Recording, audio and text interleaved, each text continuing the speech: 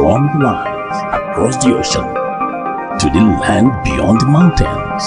Through the Sahara, we bring all the sport news, live analysis, expert discussions on trending stories in politics, business, socio-economic, sports, and documentaries. So catch all the updates on the happenings around the globe.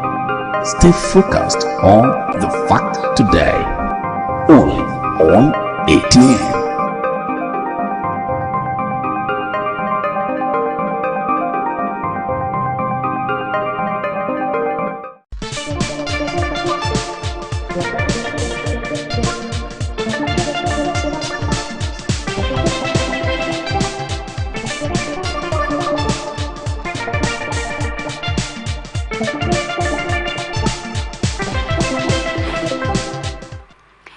This is a transition on Atlantic Television Network.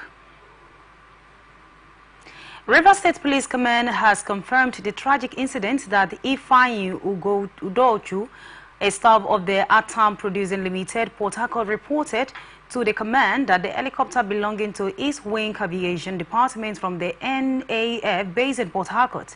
The police, in a statement released by SP Grace Ringikoko, Police Public Relations Officer, said the flight was bound from Omim Atam OML 123 field, carrying 2 crew members and 6 passengers.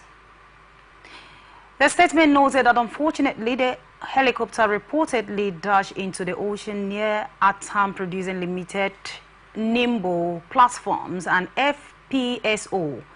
The police therefore confirmed via the statement that all 8 passengers on board are feared dead.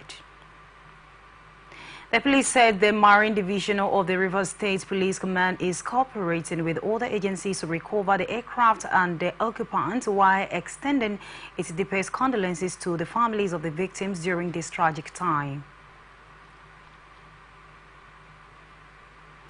Nigerian Union of Pensioners in Abia State has urged the state government to revisit the Memorandum of Agreement concerning the payment of pension arrears and gratuities.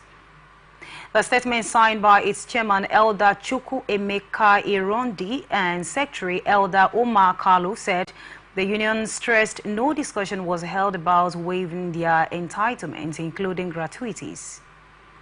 The union pointed out that while Governor Alex Oti cleared pension arrears from June 2023 to March 2024, the 45 months of unpaid pension arrears owned by the previous administration remain unsettled, adding that despite commending the governor for the regular payment of monthly pension. The union criticized the unliteral nature of the Memorandum of Agreement, claiming it was influenced by ill-advised recommendations from top aides, including former Commissioner for Finance, Mr. Michael Lapar, and Senior Special Assistant on Special Duties, Dr. Betty Emeka Obasi, and also clarified that the present administration has not addressed the 45 months of unpaid pension arrears inherited from the previous government and dismissed claims by the governor that the administration has cleared a decade of pensions arrears. The union statement underscored ongoing dissatisfaction among pensioners over the handling of their dues and calls for the more transparent and inclusive approach in settling the arrears and gratuities. Hoodlums suspected to be cultists have invaded Life Aqua near the school gate of Nnamdi Azikiwe University, Aqua, Anambra State, killing no fewer than 6 persons. According to eyewitness, a gun-wielded hoodlums invaded the vicinity in the early hour of Thursday and opened fire on some persons suspected to be members of another rival cult group, thereby causing chaos and panic in the area. Spokesman for the Anambra State Police Command, SP Tochukwu Ikenga, confirmed the development, adding that the police responding team have taken over the scene of indiscriminate shooting today at E-Lift behind Unizik Gate, Aqua, by suspected gunmen. Chidi Ebe has emerged as the chairman of the People's Democratic Party in Anambra, following a congress held at the Women Development Center, Aqua. Chidebe, a former PDP youth leader in Anambra, polled a total of 1,080 to defeat Amechi Onuwu, who scored 960 votes.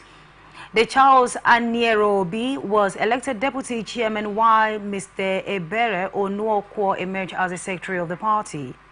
Ifeanyi Osai, the deputy governor of Enugu State, who was the chairman of the Anambra PDP Congress Committee, urged the new chairman to rebuild, restore, and reconcile all aggrieved party members in the state. Osai said Anambra was critical for the party and victory could only be achieved when all members are united under one umbrella, while urging the new leadership to work with those who contested but did not win. Enugu State Governor Peter Mba has approved 80,000 minimum wage for Enugu workers, with effect from October 2024. He shared the news via his official X account on Thursday, making a significant development for workers in the state. This is coming after the Akwa Ibom Governor Moino declared an 80,000 minimum wage for civil servants on Wednesday, while on October 16, Lagos State Governor Babajide Sanwo-Olu set the minimum wage at 85,000 for public sector workers, while Rivers State Governor Siminalayi Fubara approved an 85,000 minimum wage on October 18. In July, President Bola Ahmed Tinubu signed a new minimum wage into law, raising the baseline salaries for workers from 30,000 to 70,000. Federal High Court in Lagos has convicted and sentenced a 41-year-old Canadian lady, Ariane Moju, to 11 years imprisonment for importing 35.20 kilograms of Canadian lot cannabis sativa into Nigeria. Justice Deinde Dipolu, who handed over the verdict, also gave her an opinion of 100 million fine on the 2 counts preferred against her by the National Drug Law Enforcement Agency. The judge convicted and sentenced Mojo following her plea of guilty on the 2 counts. Earlier, when the convict was arraigned, the NDLA prosecutor, Mr. Abu Ibrahim, told the court that Maju, without lawful authority, imported 35.20 kilograms of cannabis sativa, otherwise known as Canadian lot, into Nigeria, and during the inward clearance of inbound the arrival hall of the Murtala Mohammed International. She committed the offense, which contravenes Section 20, subsection 1A, and punishable under Section 20, subsection 2A of the National Drug Law Enforcement Agency Act, Cap 30, Law of the Federation of Nigeria 2004. Following her guilty plea, Ibrahim informed the court of the readiness of the prosecution to review the fact of the case, and a prosecution witnesses was called in to give evidence and tender relevant exhibits. While the prosecutors, after receiving the facts of the case, the court to convict Manju as charged based on the evidence placed before the court and the exhibits tendered and her guilty plea. Ndakara said the convict has vowed never to be part of criminality again and to be more careful in the future if given a second chance. Osun State Governor Ademola Adeleke said he banned heavy-duty trucks and trailers from plying the Oleanya flyover to ensure public safety, and also assure that there is no decision to demolish the bridge by his administration.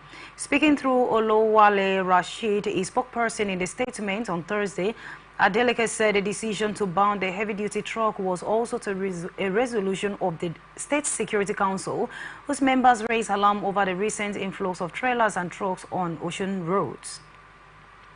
He said public safety was a primary and secondary motivation behind the decision, and the statement came as a response to allegations to political bias of the opposition, headed by the state chapter of the All Progressive Congress, while the leadership of the APC in the state called the remove unnecessary and demand proof to justify claims about the bridge safety. The PDP, also countering the APC, said the decision taken by Governor Adeleke was based on the alarm raised by the motorists plying the Oleaya flyover, while Adeleke in a statement insisted that he has a scared duty to take steps to secure public assets and residents, especially in the face of 2 major developments in the last few weeks. Independent National Electoral Commission has planned to conduct mock accreditation of voters ahead of the Ondo State governorship election scheduled for November 16, 2024.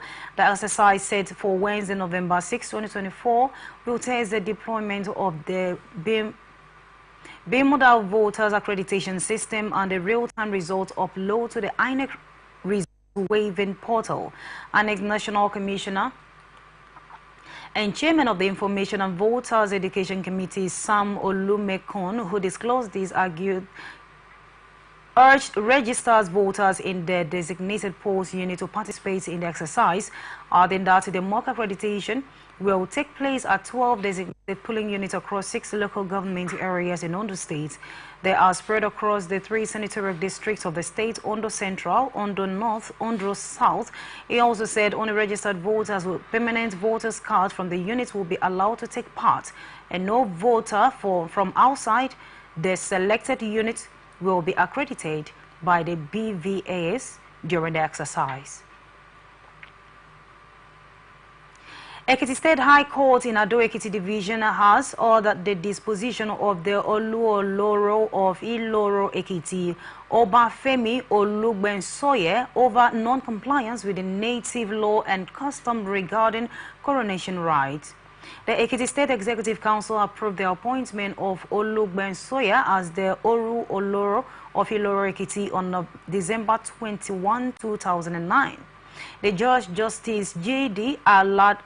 Aladejana made the declaration while delivering judgments in a suit filed by Prince Olakunle Fadere and 4 others allegedly Olugbensoye and 4 others over his ascendancy to the throne, adding that Fadere and 4 others had claimed in court that Olugbensoye did not perform the necessary traditional rites, but the defendants dismissed the comment, saying the court lacked jurisdiction. And in a judgment delivered on September 30, 2024, Justice Oladenjana held that in the circumstances that sole issues formulated is resolved in favor of the claimant against the defendants, and the actions of the claimant succeed. In the matter, the claimants approached the court in April 2022, seeking, among other things, a declaration that the failure and refusal of the first defendant to present himself for the coronation rite by the Alo Opare in line with the native law and custom of Oluloro of Iloro-Ekiti is wrongful, and also canvass a court order directing the second to fit defendant to depose the first defendant as Oloro of Iloro-Ekiti in line with the native law of Iloro-Ekiti. Federal Capital Territory Administration has flagged off construction of Collector Road CN8 from Arterial Road N number 5 to Arterial Road number 1 and other adjoining road within Sector Central B and Daki BU district in Abuja. At day 4 of the official flag-off ceremony of project in FCT, Minister of the FCT, Yesom Wike, said the road project is for residents of Abuja to feel the impact of government services and welfare to the people, adding that all projects flagged up this week must be completed before May 2025. Today is the 4th day of the events we have outlined to carry out, and all these are done in the city. Tomorrow will be a nice camp to flag off the N5, which is being done by Julius Berger. And then from Monday, we will have the concentration to the satellite towns. So while we are giving 5 days here, we are going to take 4 days to be in the various area councils. We show the importance we attach. We show the importance the railroad agenda has for the development of a satellite town. I believe that this is the first time for so many years that people who reside outside the city can feel the impact of governance, the impact of government. That It's most unfortunate that you come to Abuja, every road, or virtually all roads have been abandoned, and then that it is important that we must have to fix all the roads in the city. Yesterday, somebody told my attention. In fact, there's no day that passes. You will not see text message. There are this street there, there are that street there, there are the other one behind my house. That shows that people now know that government is working. The Executive Secretary of FCDA, Engineer Shehu Hadi Hamad, also said the economic value of the road to be constructed will connect to others to ease transportation difficulties. Arterial Road N5 with Olusegun Obasanjo Way, Road N1, another arterial road. In itself is called Asuko Open Way. It's about 1.7 kilometers between the two major arterials, and it's an inter-district road because whereas the Obafemi Awolowo Road is founded within Jabi district, the Olusegun Obasanjo Way is within Daikibio district. And one very peculiar feature with this road is just like what we had yesterday, is an inter-district road. But this has additional peculiarity because it's opening up and extending services in. We said sector centers in one of our commissioning events. A sector center is a location of about 4 confluence of 4 districts. In this case, other than the Jabi and Daikibio, there is also Uye and Utako district. Within a sector center in planning context, we have a lot of, it's an activity hub, and it is the tertiary activity hub, with the primary being a neighborhood, secondary being district, and then you have at the apex of each sector center. So there are multiple activities that will normally be provided within a sector center, and this is the sector center B. Niger State Command of the Nigerian Security and Civil Defense Corps has decorated 76 officers with their new ranks. The promotion includes 23 assistant superintendents, 11 assistant superintendents, 10 chief superintendents, 2 assistant commandants, 8 assistant superintendents to duty deputy superintendents, 15 deputy superintendents to superintendents, as well as 6 superintendents to chief superintendents, and 6 inspectors to assistant commandants. 2. During the ceremony at the State Command headquarters in Mina, the Commandant Abdullahi Adamu Kambara congratulated the newly promoted officers, stressing that the annual promotion exercise was designed to enhance the performance of the officers, and their elevation was a call to redouble their efforts in protecting the Nigerian critical assets and infrastructure, which were the core mandate of the Corps. Canberra urged the officers to embrace their new responsibilities with professionalism, discipline, and commitment, and warned that any acts of indiscipline would not be tolerated by the command leadership. In a separate remark, the special guest of honor, DCG Laudus Yakubu, also congratulated the officers and encouraged them to remain focused and committed to their duties, stressing that their promotions were a result of hard work and to maintain the momentum, and advised them not to abuse their new responsibilities. Zamfara Joint Health Sector Union has threatened strike action in Hamad Sani Bakora Special Hospital, Gaosho, over the non-implementation of promotion arrears of members. A letter addressed to the office of the State Head of Service by the union in Gaosho and jointly signed by the Chairman and Secretary of the Joshu, Sani Rabiu and Aminu Abdullah respectively, called for immediate action on the arrears in respect of the consolidated health salary structure, CON Health adjustments approved by the state government in June 2024. The statement also said after the protest, the union resolved to give the state government a 2-week ultimatum for an indefinite strike and total shutdown of the hospital. You're watching The Transition on Atlantic Television Network. We return after this break. The people of Maiduguri need your help. A catastrophic flood has engulfed the city, leaving over 1 million residents stranded and fighting for survival. Entire communities are submerged, with people trapped inside homes and on rooftops cut off from food, clean drinking water and essential supplies. Health experts are warning of a potential outbreak of deadly diseases, and medical facilities are out of commission. The situation is dire.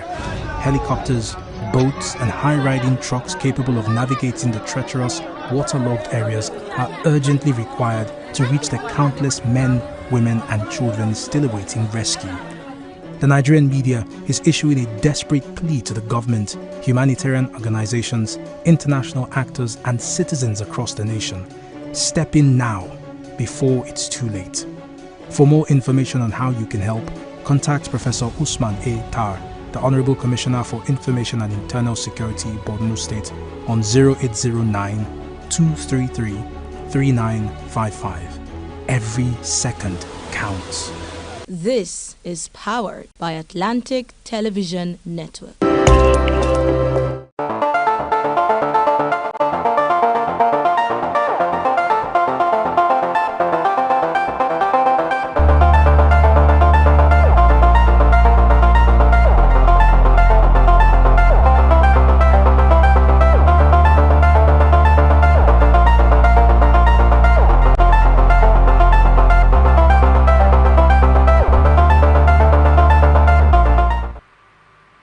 Welcome back. This is a transition on Atlantic Television Network. The rest of our stories. Petroleum Ministry has not made impulse analysis. Analysts has expressed dissatisfaction with performance of the Ministry of Petroleum, stressing that it has not made any useful impact on the economy of the country. Speaking on Atlantic Television Network program Atlantic Blowout, public affairs commentator Mufasa Enimosan said the Petroleum Ministry has not contributed meaningful to the betterment of the country. So much money has been spent on maintaining just one refinery, not the three, just Port Harcourt refinery. And they keep giving us promises that in 2 weeks' time it will come upstream. It has become an unending 2 weeks, a 2 weeks of perpetuity. And you are doing cabinet reshuffle, you are sacking ministers, and nothing was said about the Petroleum Ministry.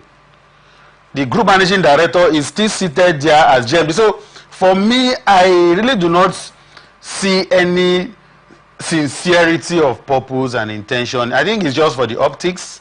It's part of government activities. You know, like I've said before, it's not, reshuffling of cabinets does not translate. The analyst also said the cabinet reshuffling can only be appreciated if it helps in improving the country's economy. Improve governance. Already, we have a situation in this country where people have never complained of hunger and starvation before in this magnitude. So if the move the president has taken is going to improve governance, then we'll say it's a good one. But for now, I will not get excited by a mere cabinet reshuffle. You are reshuffling a cabinet, and at the same time, you told Nigeria. This is coming after President Bola Ahmed Tinubu sacked 5 ministers and redeployed 10 others in a major cabinet reshuffle on Wednesday.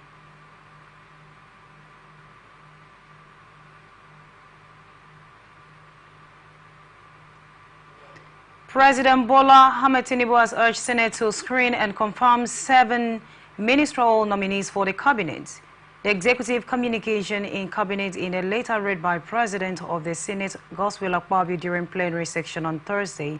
The request has been referred to the Committee of the Whole for expeditious consideration. I am pleased to forward to the Senate the underlisted 7 nominees for confirmation as ministers of the Federal Republic of Nigeria. They are Dr. Nentawe Jiwada, Muhammadu Maigari Dingyadi, Bianca Odinaka Odumewu Ojuku, Right Honorable Yusuf Abdullahi Atta, Idi Mokhtar Mahai, Dr. Jumoke Oduwale, Subaba Said Ahmad, PhD. While I hope that this request will receive the usual expeditious consideration of the Senate. President Bola Tinubu made the new appointments following the dismissal of 5 ministers in the cabinet reshuffle that took place on Wednesday. Chairman of the Senate had a committee investigating activities at Ajokuta Steel Company Limited and the National Iron Ore Mining Company, Itakpe, both in Kogi State, have agreed to tackle the issues surrounding Ajokuta Steel Company. The committee, led by the Senator Adeyini Adebomire, who disclosed this during a meeting with the workers and management of the company, said the committee visited the steel plant with a firm commitment to uncover why the Ajokuta steel plant remained non-operational decades after its establishment.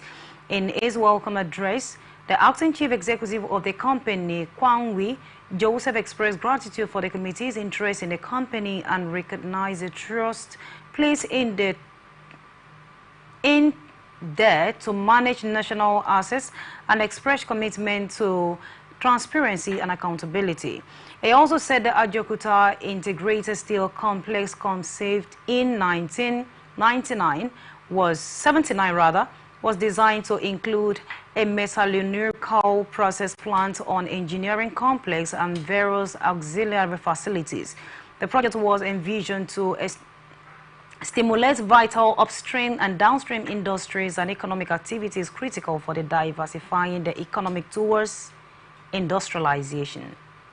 House of Representatives has urged the Central Bank of Nigeria to increase the availability of new 200 naira, 500 naira, and 1,000 naira notes and begin gradually withdrawing the old ones. The Green Chamber also called on the CBN to direct commercial banks to distribute more new notes and fresh out the old currency. This resolution follows a notion of the urgent public importance by Honorable Victor Ugene, representing Anambra, during plenary on Thursday. Ugene, while highlighting the difficulties caused by the 2023 currency change, including the scarcity of new notes and subsequent legal issues, reminded the House that the Supreme Court has ruled that the old notes will no longer be legal tender after December 31, 2024. Concerned that the Central Bank of Nigeria has not shown any sign of sensitization or kickstarted any awareness program to remind Nigerians about this important economic policy in order to make them prepare for the deadline of December 31st, 2024.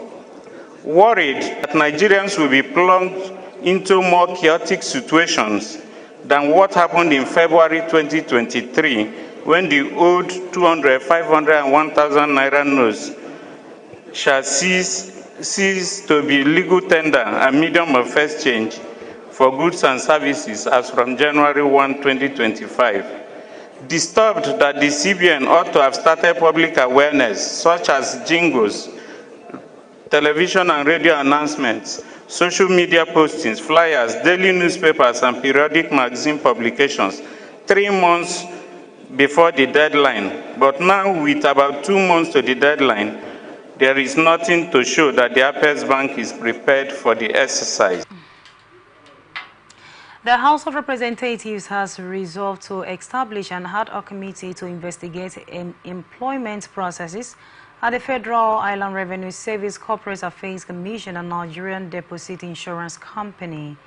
Honorable Ali Issa representing Gombewa presenting the notion highlighted concerns about alleged favorism and non-compliance in staff recruitment at these agencies in violations of Section 14, subsection 3 of the Constitution, and also pointed out claims of the extra budgetary expended by these agencies violating the Fiscal Responsibility Act of 2007. Concerned that if this allegation of lopsided employment and extra budgetary expenditure are true, the principles of fairness, equity, and transparency are violated. Eroded public trust in critical institutions, reduce operational efficiency, and will foster a sense of marginalizations and hopelessness among sections of Nigerian populace. Worried that the alleged malpractice could undermine the capacity of the Federal Inland Revenue Services, the Corporate Affairs Commission, and Nigerian Deposit Insurance Corporations, NDIC, to effectively carry out their mandate, resulting in inefficiency that may affect tax collections, corporate regulation, and the stability of Nigerian financial system.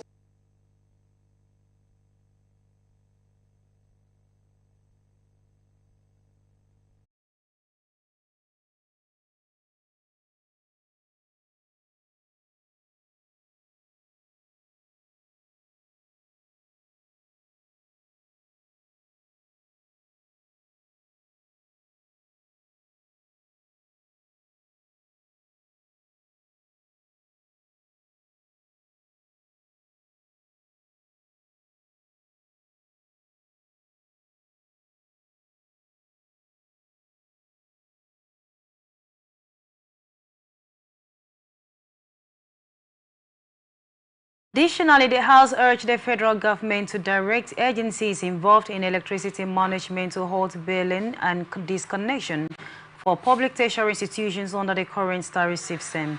Therefore, they directed a reversal of the service-based tariff for these institutions to either Band C or Band D, following a notion by Honorable Abubakar Fulata. Concerned that due to inadequate funding by federal government, public institutions are unable to operate optimally. Thus, the recent hike in electricity tariffs and the consequent power cut for defaulting institutions has thrown them into total darkness, putting Honorable Omar Bill, approach the chair. At risk and security of students and staff in jeopardy. Also concerned that the attendance riots by students due to inability to use important learning equipment resulted in the closure of those of the affected institutions. Worried that grounding of academic activities in Nigeria could lead to incessant frustrations among students and potentially have severe socio-economic consequences. Amendment Bill, Repars Tech Fund Act for Second Reading, Tertiary Education Trust Fund Establishment Act. Bill has held second reading on the floor of the House of Representatives. The amendments bill seeks to provide for additional conditions for assessing funds for capital projects by beneficiary institutions in Nigeria. The bill seeks to encourage administrators and managers of a government institution to work hard to provide their own infrastructure to enable them to access the tax fund for further development. The bill, sponsored by the Speaker Abbas Tajuddin and Babajide Benson, seek to amend the Tax Fund Act 2011, proposed to amend Section 7 of the existing Act by inserting 2 new subsections after subsection 5, and while leading the debate on the bill, Benson said Tax Funds was established as an intervention agency to address the lack of or poor fundings of government institutions at all. He said the mandate of the agency also include addressing infrastructural decay, lack of conducive environments for teaching and learning, leading to very low morals of both academic and non-academic staff of high institutions in Nigeria. The lawyer decried that consistent experience has shown that lack of capacity, integrity, laziness, and misappropriation of funds characterize many of the government-owned institutions, and also argued that the objective of tax fund is not to tackle over infrastructural development in tertiary institutions, but to assist in hardening infrastructural defeat where the institutions have challenges. Federal government has inaugurated a committee of high-powered law experts from various fields to review updates and consolidated out-to-date Nigerian laws within 6 months. The law reviews and updates are part of the ongoing effort of President Bola Ahmed Tinubu to promote the rule of law and access to justice in line with the policy objective of enabling socio-economic growth and advancing legal reforms. Inaugurating the committee on behalf of the federal government, the Attorney General of the Federation and Minister of Justice Prince Lateef Fagbemi, Senator, asked the committee members to be meticulous in the execution of the tasks placed before them and challenged the law experts to focus on the identification of outdated laws which, according to him, are not in line with the contemporary needs and values, as well as harmonization of conflicting laws to ensure uniformity and consistency. Lateef said the law is consistently dynamic and there is need for continuous review or reform of body of laws to address contemporary socio-economic development, as well as resolve conflicting and obsolete provisions with the ultimate aim of improving the administration of justice and promotions of the rule of law. The committee, which is chaired by Oluwale Fafonundasan and co-chaired by the chairman of the Nigerian Law Reform Commission, Professor Jumai Audi, is charged with a team of reference, including coordinate the collections and complication of law of the Federation of Nigeria up to 2024. Work with the relevant government agencies in harmonizing the laws of the Federation up to 2024 and to cross-check, edit, and proofread all the legislations to be collected and orders. Analysts has blamed the People's Democratic Party for its inability to settle its internal problems because of greed for political power. Speaking on Atlantic Television Network program Open Conversation, of public affairs analyst Ugochukwu Ifeanyi said members of the PDP are bereft of ideas. The trends in politics, the Nyesom Wike angle. PDP has, I watched a program, an interview granted by the Deputy Publicity Secretary of PDP last night, where he almost all the things I've said. I told you that the PDP, those who are shouting, use the sledgehammer on Wike, are bereft of ideas and what the main issues are. What killed the whole thing is that for the new PDP remembered what happened, how they lost 5 governors to the new PDP before the 2015 general elections. They have now realized that they did not toe the line of history, which some people told them. They now jettisoned another 5G governors in 2023. What happened? You can't have a divided house and go to war and win. Even the Bible says it, the good books. So what happens here is that they have seen clearly the handwriting on the wall. And I am happy that most of them went to that caucus meeting, from what I heard yesterday, and speak what I've been saying here. I'm not a member. He said that they pointed out that, are you people calling on Nyesom Wike? But that infraction started from the hanky-panky played by Atiku and the Yoshi Ayo. During the 2023 elections. That is, and now they are. The analyst also said the factions in the PDP should come together and correct their mistakes if they are ready to take over power in 2027. There's one house of Bauchi State where the meeting was held. Only 5 governors attended. At the end of the day, they saw clearly that they couldn't even garner a vote to carry out what they want to do. So I am very happy and I am so grateful that many people has seen the arthritis of the, and they have seen the call of reason, for which Nyesom Wike has stood his ground and said that the writing must. They recall that those infractions should have been corrected. What was it that Atiku would have not told Anayu to go? Because he reminded us, I mean, the national publicity. This is coming after the People's Democratic Party announced late on Tuesday, that its planned National Executive Committee meeting originally scheduled for Thursday has been postponed to 28 November 2024. Federal Executive Council has approved a loan of about $618 million from the group of financiers for the procurement of 6 fighter aircraft and ammunition for the Nigerian Air Force. The Minister of Information and National Orientation, Mohammed Idris, who disclosed this in Abuja following the conclusions of the FEC meeting presided over by President Bola Tinubu, said the Federal Executive Council approved $740 billion for the Beja stretch of the Abuja-Kano route, among other high-profile road projects. Idris, who stood in for the Minister of Finance and Coordinating Minister of the Economy, Wale Dun, said there is an approval for an agreement for the elimination of double taxation with respect to the taxes on income and prevention of tax evaluation and avoidance between the Federal Republic of Nigeria and the Hong Kong Special Administrative Regions of the People's Republic of China. This is coming after, in October, the Air Force said it was acquiring 24 M346 combat jets and 10 AW109 Tracas helicopters as part of the fleet's renewal strategy, and the first 3 M346 jets are expected to be delivered by early 2025, with subsequent deliveries running until mid-2026. Federal Capital Territory High Court has adjourned to November 14, 2024, the case vote by the Economic and Financial Crimes Commission seeking fresh charge against the immediate past governor of Kogi State, Yahaya Bello, and 2 others. Rotimi Oyedepo, son who appeared for the EFCC at the Federal Capital Territory High Court, said the hearing that at the last adjourned date, the court issued a public summons against the first defendants, directing that same be published and that the charge be passed.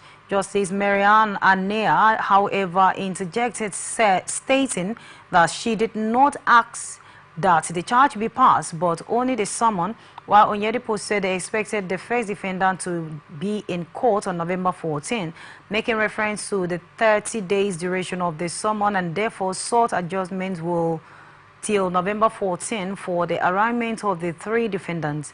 He also said the matter was for arraignment and that they are ready, adding that the defendants were all independent and should be so treated. And while insisting that the court should adjourn to November 14, the EFCC lawyer notified the court that there was an application for the enforcement for the fundamental right of the second defendant and that the oral application could not be taken.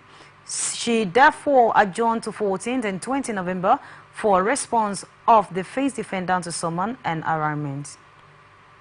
And now to some business reports.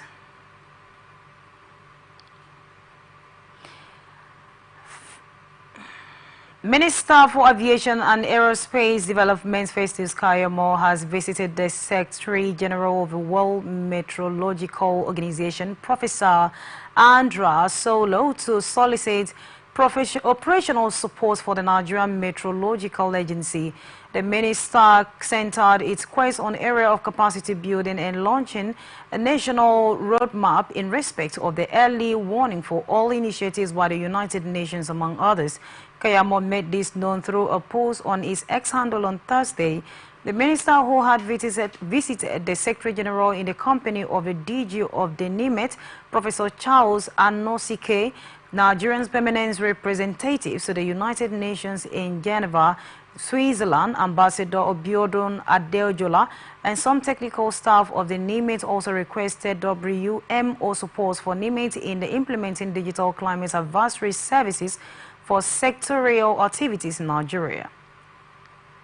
According to the minister, training opportunities for aeronautical meteorological personnel in Nigeria is of utmost importance, appealing to the Secretary General to help Nigeria out in the capacity building of the officials in Nigeria. Dangote Petroleum Refinery has started supplying petroleum motor spirit, particularly known as petrol, to some oil marketers directly without recounts to the Nigerian National Petroleum Company Limited.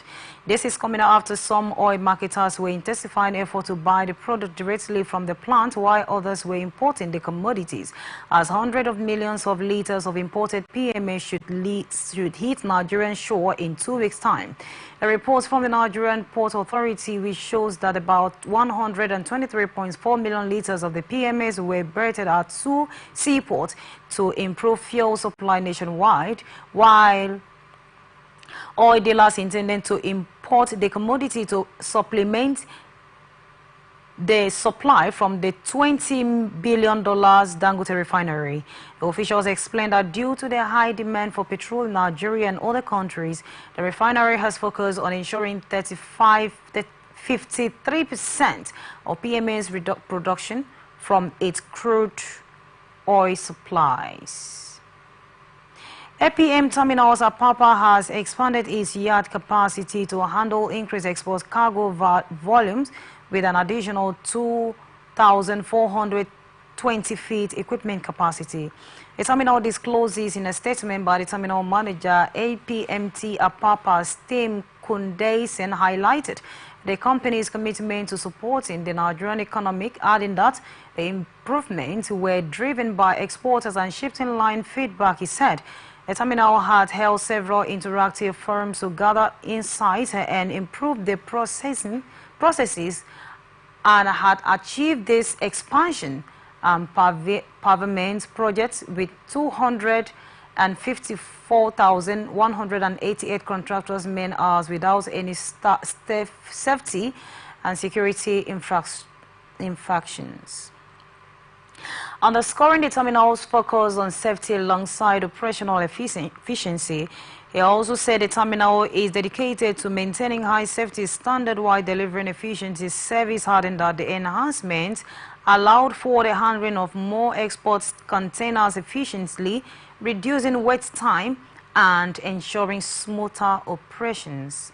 Nigerian Customs Service says multiple failure of foreign software technology to ensure seamless cargo clearance procedures at the port is responsible for the service to develop indigenous modernization software. The service says the software, Biodogu, was invented after years of technology glitch that has cost the countries a huge revenue loss.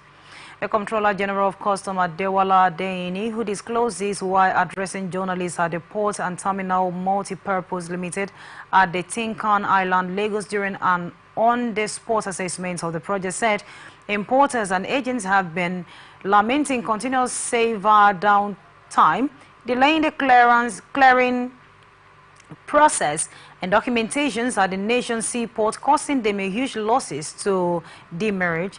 According to him, the service cannot continue to wait for the service providers to rectify their system and hand over to the service, and have decided to develop an indigenous system and jettison foreign system, especially the Nigerian Integrated Custom Information Service, which has expired since December 2022. He said the new system would enhance the ability to streamline end-to-end business processes, provide stakeholders with customized integration capacities, as well as support more efficient and integrated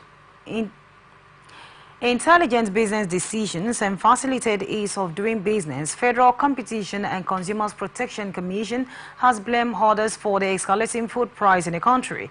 The Chief Executive Officer, Tuji Bello, some scrupulous products miscreant has sky-peeling new harvested grain, causing artificial scarcity and driving up food inflation. The statement by Bello addressed key stakeholders, including market leaders, farmers, transporters, and service providers at the town hall meeting in Kano, saying Federal Competition and Consumers Protection Commission investigators uncovered a pattern where certain miscreants were hoarding grains to manipulate prices to further worsening the country's inflation crisis. According to the National Bureau of Statistics, the September 2024 food inflation was at 37.77%, maintaining a trend of steady increase since December 2022, and called on Kano stakeholders to collaborate in tackling what he called unethical practices, stating that the hoarding of food items not only threaten food security but also undermine the government's economic reforms. The Federal Competition and Consumers Protection Commission both identify price fixing and the imposition of the levies by market associations as unethical practices, which has also contributed to inflated price, adding that although the FCCP Act prescribes stiff penalties for offenders, the Commission was open for dialogue as a first course of actions, and also highlighted the positive outcome for the Commission's previous engagement in Abuja and Lagos.